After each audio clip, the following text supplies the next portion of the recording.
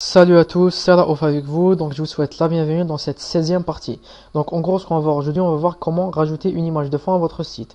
Donc pour ce faire, donc vous tapez ici body, ok. Donc je vous rappelle body, c'est-à-dire le corps de notre site.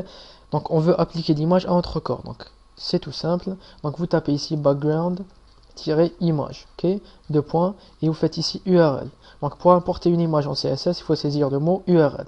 Donc à l'intérieur des parenthèses, on va donc écrire le nom de notre image. Donc mon image s'appelle red.jpg, donc ici point virgule.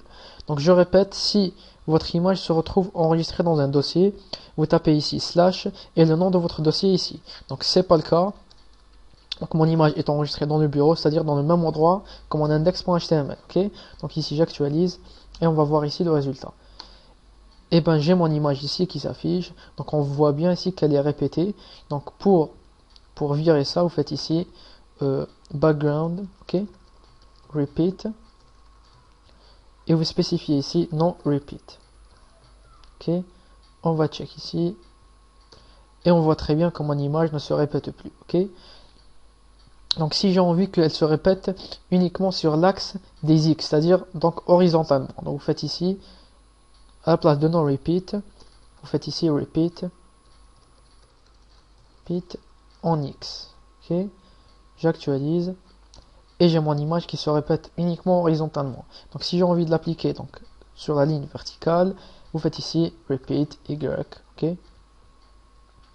J'actualise et elle se répète uniquement sur donc l'axe des Y.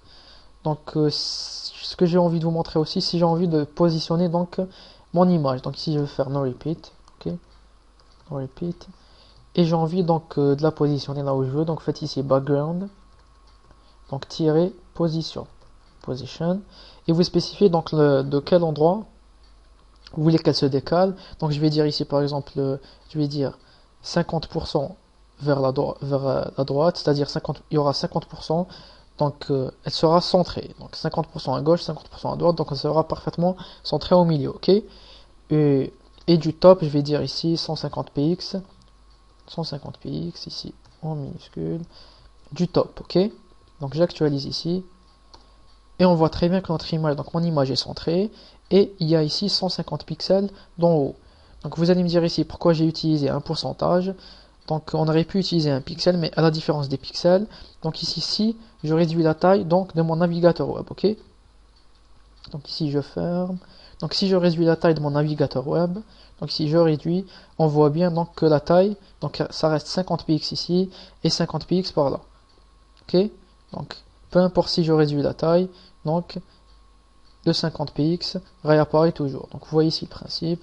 Donc il reste toujours centré. Donc si c'était en pixels, donc il va se cacher. Donc je vais vous montrer ici. Donc à la place de 50 50%, je vais faire ici donc 300 px. Ok. Donc ici j'actualise. Ok, donc ici il s'est décalé donc de 300 px ici. Donc ici, si je réduis, ok, on voit bien ici qu'il se cache. Donc à partie droite, elle se cache. Donc il n'y a pas, donc la marge ne s'applique plus, ok. On voit bien que mon image se cache. Donc c'est tout donc pour les backgrounds. Donc si vous avez des questions, vous m'envoyez un mail. Donc je vous remercie. On se voit donc dans la prochaine partie.